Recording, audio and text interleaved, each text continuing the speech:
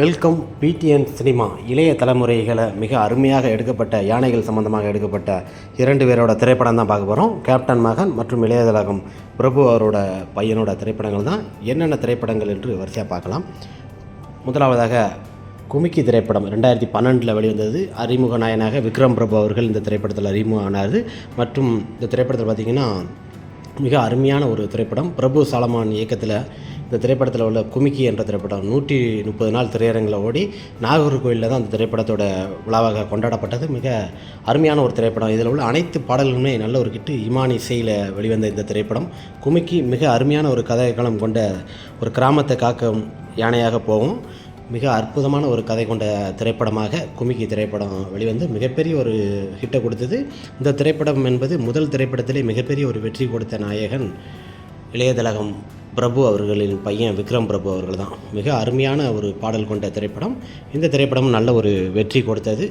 அதிக கதைகள் இருந்தாலும் யானைகளை வச்சு எடுப்பது என்பது மிக சிரமமான ஒரு கடிதம். இந்த திரைப்படத்தில் குமிக்கி திரைப்படம் எடுத்து மிகப்பெரிய ஒரு வெற்றி, நல்ல ஒரு பாக்ஸ் ஆஃப் வசூல் கொடுத்த சிறந்த திரைப்படமாக விக்ரம் பிரபுவுக்கு அமைந்தது.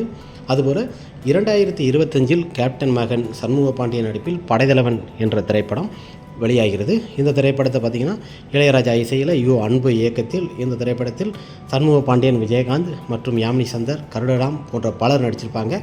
மேத்யூ இந்த திரைப்படத்தை பொறுத்த வரைக்குமே யானைகள் சம்மந்தமாக குமிக்கி கதையோட டிஃப்ரெண்ட்டான இருக்கிற பெட் அனிமல் என்று சொல்லுவாங்க. அதை வளர்க்குறது, அதில் வர சிரமங்களை கதைகளாக கொண்ட மிக பிரபலமான ஒரு திரைப்படம் தான் இந்த திரைப்படம்.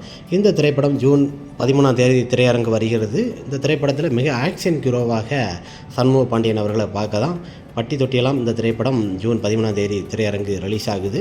மிக அருமையான ஒரு கதைகளம் கொண்ட திரைப்படம் தான். இந்த திரைப்படத்தில் ஏயில் கேப்டன் விஜயகாந்த் அவர்கள் நடித்திருக்கிறார் மற்றும் பல நடிகர்கள் நடித்திருக்கிறாங்க.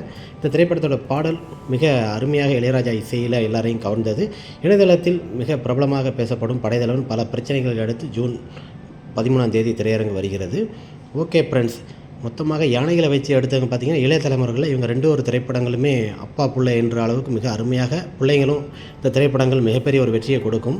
மற்றும் குமிக்கி மற்றும் படைத்தலைவன் 2 திரைப்படங்களைப் போலவே நல்ல ஒரு வெற்றி திரைப்படமாக அமையும். இருவரோட திரைப்படமும் ஒரே மாதிரி தான் இருக்குன்னு எதிர்பார்க்குறாங்க. இந்த திரைப்படம் ஜூன் 13 வெளியாகிறது. மிக அருமையான தென் மாவட்டத்தில் எங்கெங்கே இந்த படம் ரிலீஸ் ஆகும்னு சொல்லி நம்ம வரிசை பட்டியலில் நாளை பார்க்கலாம். நெக்ஸ்ட்